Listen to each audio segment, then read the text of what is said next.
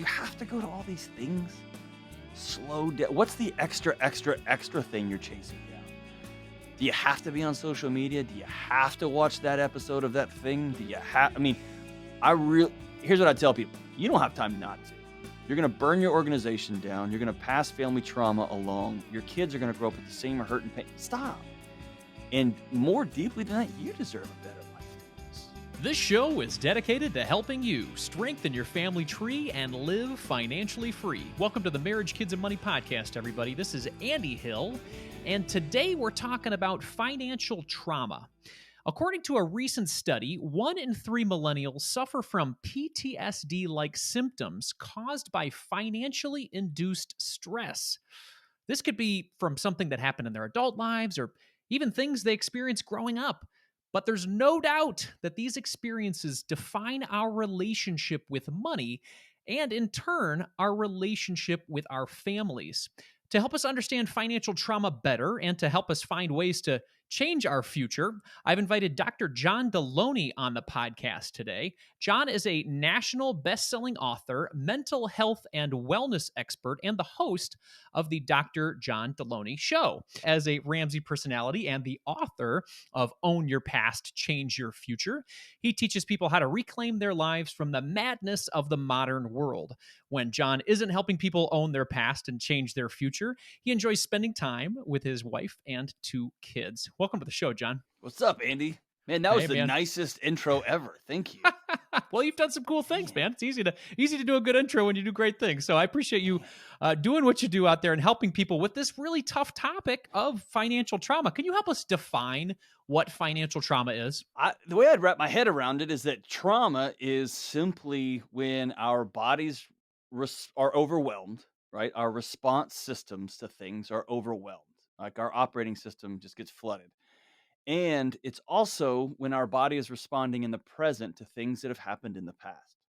And so when I think of financial trauma, I'm going to think of as finance being the trigger, whether that is my body remembers, and I say that intentionally, my body remembers mom and dad talking about money, and that turned into fights and screaming and yelling. And so when money comes up, my body, my amygdala remembers that story and sets off the cortisol and adrenaline throughout my body saying, hey, get out of this situation. It's not safe.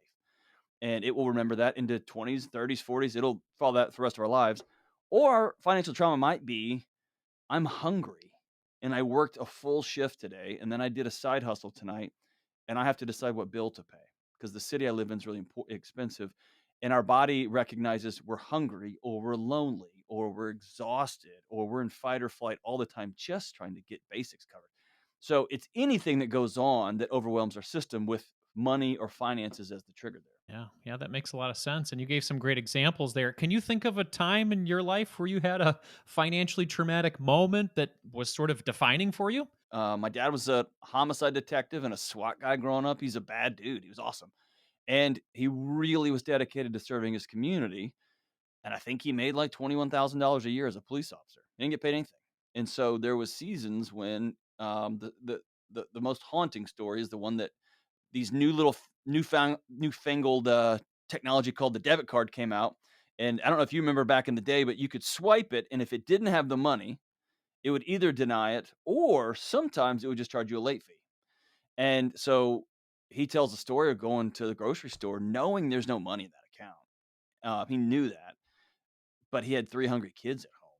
And so you got a guy who's working so hard and trying to serve his community, and he still doesn't make enough just to get meat and bread. I mean, little stuff. And we lived a pretty Spartan life. We had 1 car. We had a regular sized little house, So all I have to say is money in my house was either you don't talk about it or there was some major fights about it. And then as I got older, man, I just jumped in line with everybody, got my big fancy degrees, and my wife did too. And we had 6 figures of student loan debt. And I remember when the market collapsed in 07, 08, and 09 that, man, I was haunted, and higher ed where I worked was doubling its prices every year.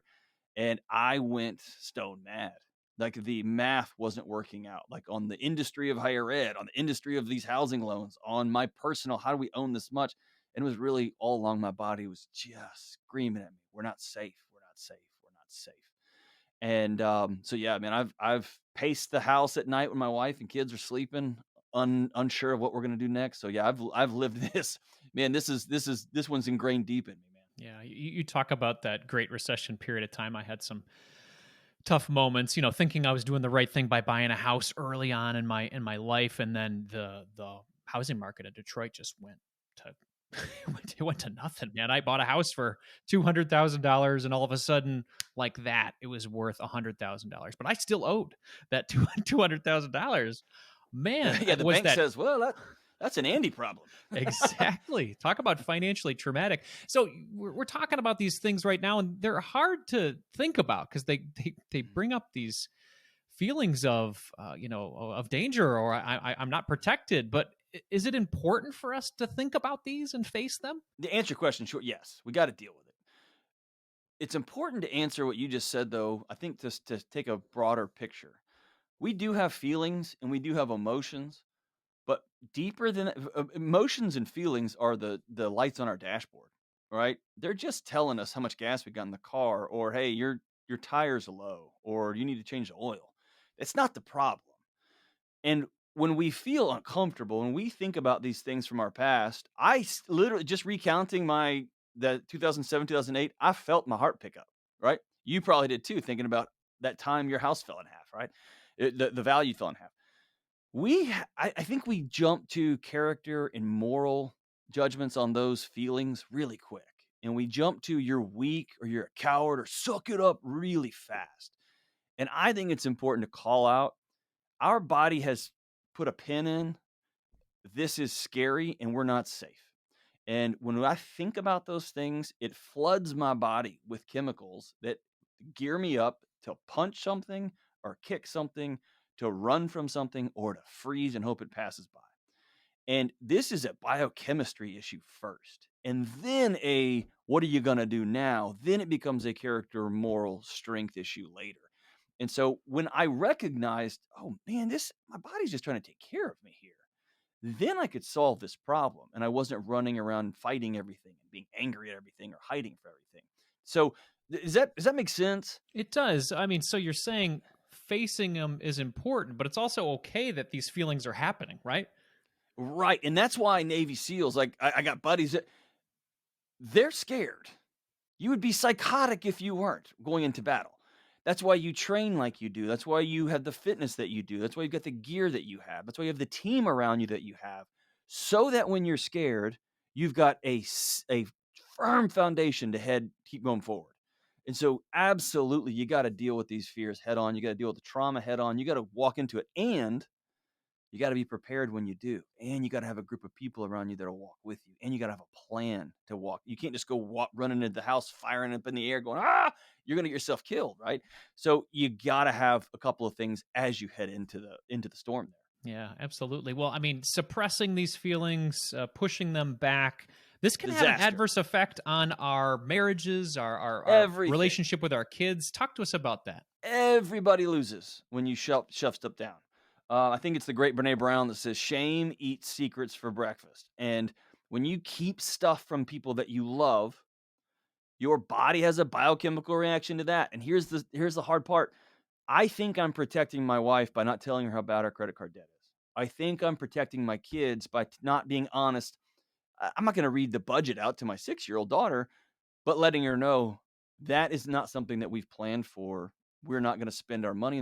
I'm not protecting her if I hide all that from her. Actually, what I'm doing is I'm creating a gap, and they feel that gap. And then my wife or my kids go about trying to solve that relational gap because they say, well, he's a good guy and he's a person of integrity. It must be me that's the problem. And then I've sent my kids on a lifelong adventure to find out why dad didn't love them. And it all comes from the fact that I wouldn't have an honest, vulnerable conversation with them up front and say, man, daddy's really uncomfortable right now. Dad's scared. And here's what dad's going to do next. Right. So it's, or my wife, hey, we've got a financial issue that we really need to sit down and be grown-ups about and be honest. We got to face this. And I told God and all my friends and family that I'm sticking by you, and you did too. So we're in this together. Let's do this together. That's a way different thing than I'm just going to suck it up and man up and I'll deal with this myself, man. Because then everybody turns to ash when that happens. Yeah, yeah. I mean, I grew up in I loved football growing up, like it's a good I example. You did use too. the I did too. military, I Yeah, played I did too. football, and it's a lot of suck it up and get back That's out right. there and get it done. And we And don't it worry about those feelings. So well, here's what's beautiful. In the last 20 years, 25 years since I was last on a football field, yeah, I was in Houston in August doing two-a-days, and it was, I'm gonna find out who's real tough. Oh, you need water? That's cute. You want an umbrella in that water? Right. So I grew up in that world, and then you fast forward 20 years, and now the toughest, smartest coaches are saying we're gonna do hitting drills rarely. And I'm more interested in preserving your body so that we get to the night of and everybody's safe and can perform well. And so we're learning as we go. But yeah, you and I grew up in a different world, right? And I think our parents were taught, if you fight in front of the kids, if you tell the kids too much, you're going to scare them. So you and y'all go fight in the back bedroom. You deal with your money issues or your job issues in the back bedroom. And what ended up happening, I think they were trying to love us the best they could. What ended up happening was they robbed kids of what it looks like when two people who love each other and are committed to each other disagree and then have dinner together that night. We lost the disagreement so that when we got married or when we were dating and we got into our first fight, we are like, well, this is it. We're over because we didn't have a picture of what that looks like, right? Or nobody talked about money. It was 10 years into my marriage before my wife and I were like, hey, we probably should figure this out. You know what I mean? In a real, honest way because I didn't have a picture for it. And now my kids, they hate the fact that I make them sit down and do budgets with us. Sorry, guys. You can tell your therapist about this later, but you're going to know how this thing works, right? And that's every generation, I hope, is trying to do a little bit better for their kids, right? yeah, openness and communication and transparency. I've never really heard that to be a bad thing. So I'm all about it. Let's talk about facing some of these financially traumatic events. Let's say somebody's listening. They're like, man, I've had some rough things that happened in my childhood. I mean, maybe they're feeling your story with your father and all that you guys went through, making it to where you are now. How do they start to face those moments? How do they start to face those things that happen in their lives and realize that having these feelings in this background might be beneficial to their future? I think that the cornerstone is acknowledgement. Cornerstone is, what is your body telling you? And most of us approach our bodies as we try to numb them or we try to run from them. And they're pretty good antennas most of the time. And so when my body takes off on me now, the magic word is I'm curious about it. I'm not angry. I'm not judgmental about it. I don't run from it anymore. I'm curious. Like, whoa, what's my body trying to protect me from now? Oh, I remember this story. This is the one where dad gets upset. And then I can say, yeah, that happened, and now I'm okay now. So one of the things when I would show up and there had just been a shooting or somebody had just passed away, a really horrific situation, one of the goals was to get that person out of their limbics, out of a fight or flight into, hey, you're okay now. You weren't then, you're okay now. And we used to do that sometimes by just walking down a sidewalk at 2 a.m. counting the cracks, or we'd be in a home and we'd count ceiling tiles. I was just trying to get their brain back. You're here now, right? And so man, dealing with these stories, where did I learn this? Or where did I not learn this? How come every time my wife says, hey, let's talk, we need to talk about the budget. Can we afford this? Why do I feel angry? Because I love her. Be really conscious about that. Stop blaming everybody for what's going on in your body. It's usually your body just trying to talk to you, right? So start there and be curious. And then man, writing stuff down, writing these stories down. I wish I had something more like Jocko to pass along to you, more Navy SEAL. But I keep a small journal that I bought for like $9 in my bag, and it's just a stories journal. I keep it with me. So those moments that I'm thinking, man, you're terrible at being a dad, I'll write that down and I can hold it out and go, is that true? No. Or I can say, man, my wife's always getting on to me about the budget. I'll write that down and I can go, is that true? No. Or yeah, she is. And it's because I'm out of control. I spin like crazy. Or yeah, she is because she's scared about our financial future. I need to lean into that. And so getting it out of my body and onto a piece of paper so I can get some distance from it. And the third thing, man, is I get people with me. I don't always see things clearly, especially when I'm spun out. So I've got some buddies I've run with for a long, long time that I can call and say, tell me if I'm crazy. Usually the answer is absolutely, Delony. Don't do what you're about to do, but getting people around you, man. I love that. I love that. I loved your point on sort of walking back hyperbole, where you're saying this always happens or this never happens. And if you write it down or just kind of walk it back a little bit. Is that true? Or Yeah. why do I feel that way? I feel like but that comes with creating time and space for those thoughts or those journaling moments. What about the person who's listening? Man, I don't even have time to think. I've got two little kids. I got a job. My wife's got a job. I'm running from thing to thing. How do they how do they solve this? Man, so we've created a world that our bodies can't live in. And I would tell that person, you're choosing busy over life. You are going to get to the end of your life with no tread on the tires, but you're not going to be near how far you could have gone. You're passing this on to your kids and you're teaching them this is how we deal with things. So I would tell that person, look at your time. Where do you have to go to all these things? Slow down. What's the extra thing you're chasing down? Do you have to be on social media? Do you have to watch that episode of that thing? Do you have, I mean, I really, here's what I tell people. You don't have time not to. You're going to burn your organization down. You're going to pass family trauma along. Your kids are going to grow up with the same hurt and pain. Stop. And more deeply than that, you deserve a better life than this. One that you have already planned out your next 14 Saturdays being in another city to play some soccer game about. What do you do? What are we doing? Right? Um, it's we've created an ecosystem that is uninhabitable. And so I really want people to take a look at their life. Is this it? And if you find yourself at a little league game and you're angry, that's a you problem. It's not that poor middle school, high school kid who's reffing the game. If you're at a dance recital and you are pacing up and down, what are you doing? You know what I mean? We've just outsourced everything to our kids, to our we've just passed everything on and we're living these catch-up lives. And I want people to take ownership back of their life, right? Our kids are desperate for it. The world is desperate for it. And start there. Start with the mirror, man. There's a stigma out there for people who need professional help, like you've failed or like, hey, there must be something wrong with me. Talk to me about the importance of seeking out, yes, friends and connection, but also professional help if you're feeling like I do not have control of this situation. How nuts is it that we don't mind calling someone to fix our toilet because we don't know what we're doing, or our roof, or we would never hesitate to have somebody with some expertise other than a few YouTube videos and a WebMD subscription to like give us a heart transplant. But when it comes to helping us untangle their connection between our thoughts and the way our bodies work and these built-in looped actions that we've been living throughout our lives, we get all bunched up about it. I don't understand it. My whole life philosophy is have somebody to walk alongside you in everything. I got one of my closest buddies on the planet is a banker. You know what I don't have 1 second to think about? Banking. I got a guy. And my wife is a pedagogy expert. Her PhD is in curriculum. She teaches teachers how to teach kids how to read. You know what I've never studied? How to teach kids how to read. I got somebody. I know some, right? And so when it comes to psychology, mental health, we spend way more time on Google. Why?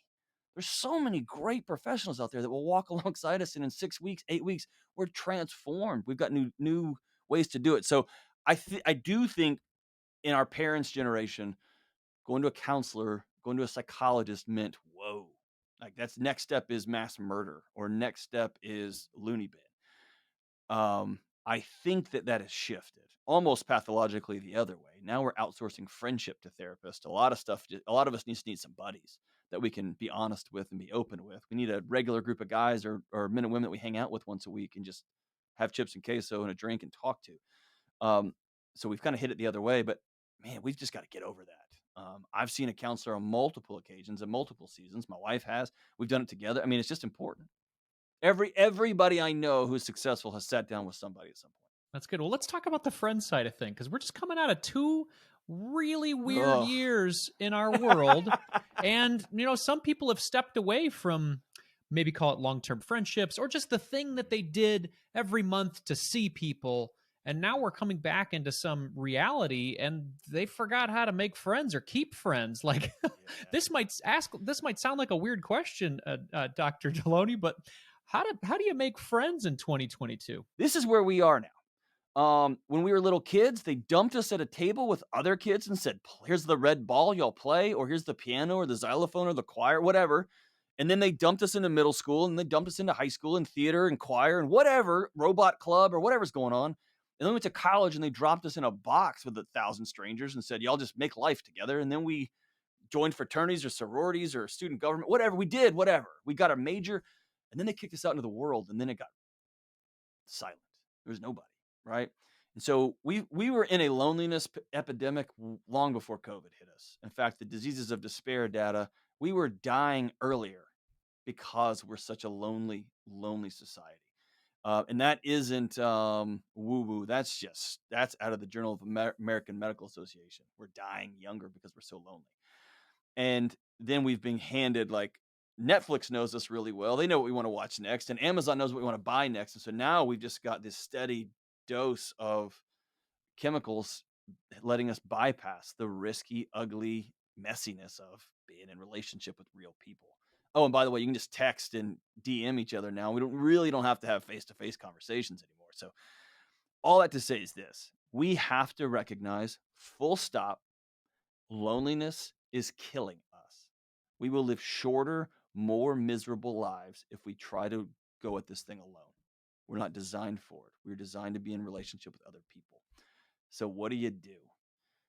It starts with taking a risk, looking in the mirror and saying, I'm worth being in relationship with. I know this is going to be uncomfortable and I'm going for it anyway.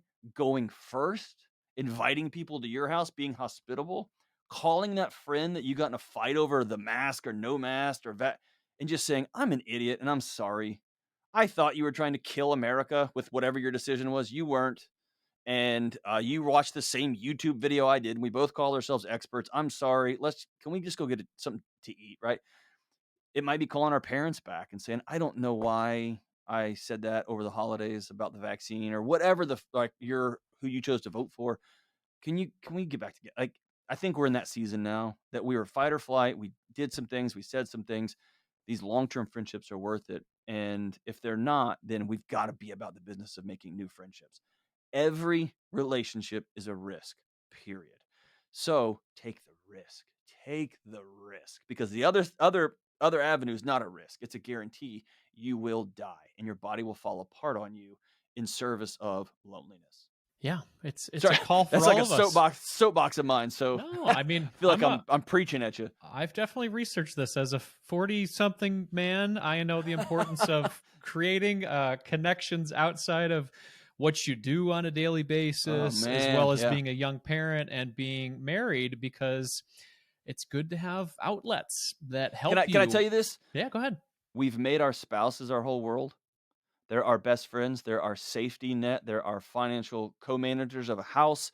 Oh, by the way, you got to stay hot till you're 70 because we're going to be sexually active till we're 95 years old. All the things all in a row. We've dumped everything onto our spouse and we've dumped everything onto our kids. They're our identity. If they're good on a ball field, it's proof that I'm doing a good job. If they get good grades, that proves I'm a good dad.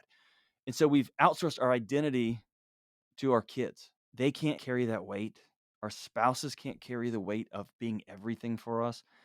And we often don't think of it in these terms. The greatest gift you could give your family is having a Monday night thing with a bunch of dudes. We all go out and you act stupid and you say stupid stuff and you'll argue about politics and you laugh and you play poker together, whatever the thing is.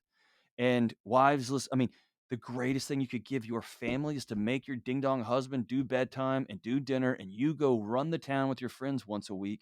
That's the greatest gift you could give your family, not this unlimited, like, oh, I'm here for you. I'm here.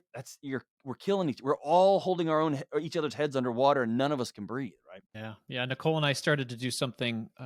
Actually, I think it was during the pandemic or maybe before, where we'd call it Mommy's Night and Daddy's Night. So we just exchange every other night during the week to say, hey, I'm full on tonight with the kids. You go do what you wanted to go do, whether that's staying here and reading a book or going out with your girls or whatever, and vice versa. And it was one of the best inventions we've made, and it also helped us to stay connected with a lot of important people out there. So I would suggest that for people, giving each other a little break, and it might be a good solution for you. So John, let's talk about. There's somebody listening right now, and they said, we started this conversation about financial trauma. I'm ready to face this. What's one small step that they can take following this interview to get where they need to go and own their future? I think the most important thing is there is no long-term behavior change. There is no long-term character change done in isolation. So the first thing I want someone to do when they're like, I'm ready, is to call somebody that's going to walk alongside them. Most of us would need a professional because we're so lonely. We don't have a friend to just ride shotgun with us. Some people are blessed with that. And you call a friend and you say, hey, I'm about to make I'm going to lose 50 pounds and you're going to hold me accountable. Or I'd love for you to join me. I'm going to run a marathon. I'm going to decide, I'm going to get out of debt. I'm going to do it in 2 years. And this is what this is going to look like. You got to have people. You got to get connected before you take anything on. And then the second thing is, man, you really got to lean into controlling your thoughts. And the third one is controlling your actions. And I'm going to have to choose to live differently. And I'm going to have to choose to think differently. And I'm going to practice. I'm going to be graceful because I'm going to fall down on my face as I take this journey. But I'm going to change the way I think. I'm going to change. And again, I don't need this. I want it. I don't have to have this. It would be cool. I don't have to have a credit card to exist. I don't have to have mortgage debt to exist. I don't have to have a new car to be worth going on a date with. I got to change the way I think, right? And I don't have to wear those clothes from that. I don't have to, man. And then I got to change my actions, man. I got to give my credit card to the trash. I got to sometimes unhook my Amazon Prime account and give my buddy or my spouse the code. And they're going to ask me every time I need to buy something. I'm going to do that until I'm going to take Twinkies out of my house, man. I'm going to take gummy candy out of the house. I'm going to do these things so that I can change my actions. And then over time, man, you just become a new person. Your identity shifts. It's beautiful. I love that. Thank you, John. And I am also addicted to gummy candy as well. It's a big Friday celebration treat at my house. Where can we get the book? It's Own Your Past, Change Your Future, right? Where can people get that? Yeah. Own Your Past, Change Your Future. You can go to johndelony.com and it's in pre-sale right now. And it comes with a free month of therapy from BetterHelp. It comes with the audio book, all the stuff that you get in pre-order. And I think it's $20 and it's a killer deal. But you can go to johndelony.com and hopefully you go check it out. Excellent. John, thank you so much for your time today. And thank you for talking and connecting today. It's very important, especially for a couple of dudes in their 40s. Appreciate it, man. Thank you, my brother, Andy. I appreciate you putting good stuff out in the world, man.